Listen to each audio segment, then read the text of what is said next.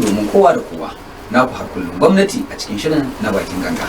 Kamar da kuka sani shirin bakin ganga yana ba da lambar wayar da za ku turo sakonninku me ke damun ku a rayuwarku ta duniya, me ke damun ku tare da shugabanninku da suke mulkar ku, me ke damun ku game da al'ummar da kuke rayuwa a cikin su, me ke damun ku game da kasuwancin ku ko neman abincin ku, makotan ku me ke damun ku, to za ku iya turo wasiƙa a cikin wannan shiri na bakin ganga domin mu duba a kai mu ba da shawarwari yadda ya kamata. Ba mu iya ba, Allah kaɗai ya iya, kuma Allah ya iya mana.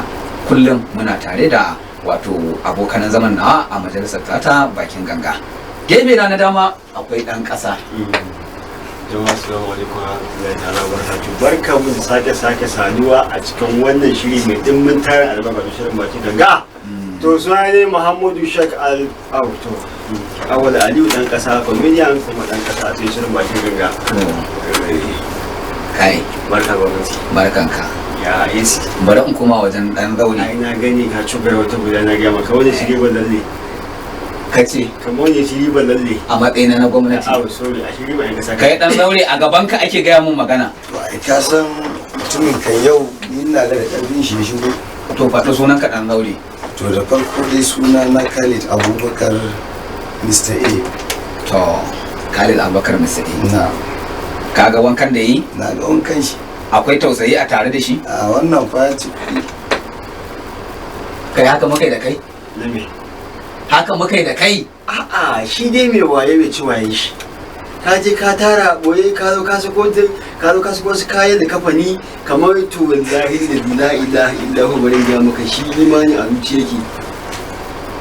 Gwara ma abin da ka tara ka saya ka sa da ka zo kana nuna wa 'yan kasa ai kaza ai kaza kana musu wani shogai sai ka fita cinka kana sa wankan suit kana wankan kwata-kwatai.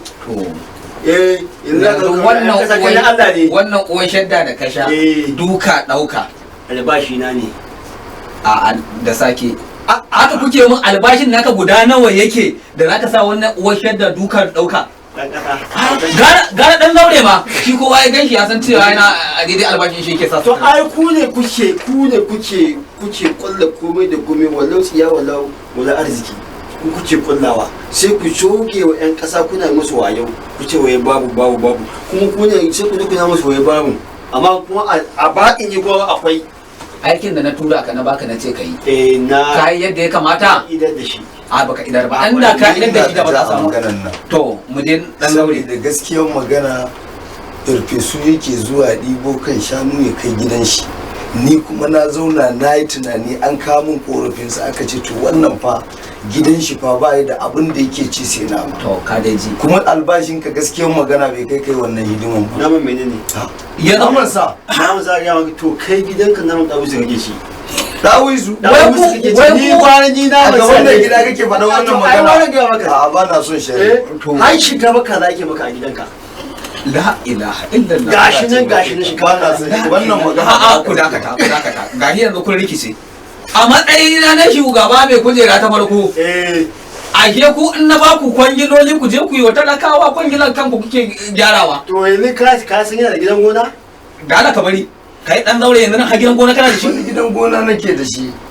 Wannan mutumin kakkabe masa. Saboda ya ɗibi dukiyar da ka bashi ya raba ma al'umma gaba ɗaya shi yake ci a don gidansa. wannan kai na ba ake domin dankali kuma last week da za zo ai na baka ce shi da kaji ko ba na a tsaya ni ne na san a tarihi da kai bai makalewa a hakuri amma kai hadda asuwa Yawwa. hadda asuwa ke ka zo ko dan kai na makarewa ne a hakuri asuwaki nake ka san ina da wani magancin hakuri shi ne ka zo da abin sa ka shi ce dan guggugawa Ina gwamnati. gani Yau mun zo mun tsaya mun fi minti 30 muna neman abun hawa babu. Ya zo ya wuce mu da mota fiyad yana hon.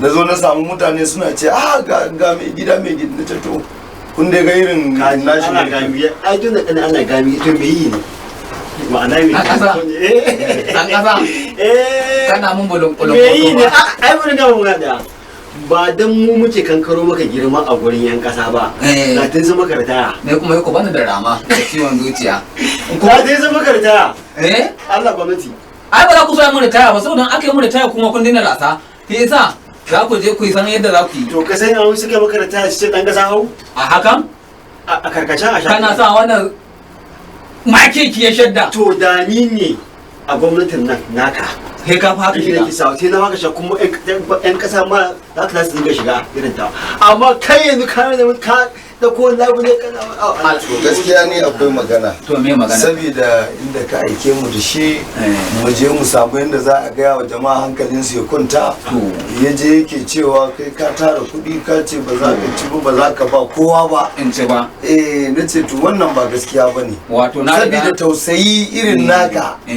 kana kokarin haƙƙin mutane ka mika a hannun shi je ba su amma baya isarwa yau ma gidan shi na biyu ce don Allah ko zai taimaka min da shuga nan ma ya gagara a matsayinka na dan zaure siga a gidanka ma ta gagara sanin sai ya zo gidan dan kasa an ya kone imanin nashi akai wannan imanin da ba wani kai da ka daga mu hannu ka ce Allah ya taimake ni ba wani Allah ya taimake ni a nan gurin kaga yana nunawa cewa baka ba shi haƙe shi haka na ce ma ya dakata ba ina baka albashi ba to ai ina je biyan ka albashin nan da kake bani ba wai na rena ba idan ka zo ka bani kana lissafin wasu kudade ka zabge ka ji ko na bige ai saboda ka ci bashi baya ne kai handa bai makere da handama yasa nake zabgewa domin a biya wa ƙasa haƙoƙinta na yan ƙasa da kuka ci yanzu haka in suka je suke gaya wa talakawan su yan ƙasa ta cewa ai kai baka kana rike komai baka wasu komai hatta alawansu sun nan mawai da ake zuwa yi wa yan ƙasa aiki wai baka wasu yanzu ma da ka tabarin tambaye ka ranar na ji ka ce jirgi guda ka kwashe ƴaƴanka wai ka kai su kasashen masu jan kunne jirgi ka kai ƴaƴanka kasashen masu jan kunne an zo nan an gaya mu ina shaida har aka ce mun maya ni abun da ya faru kai jirgi bi mai aka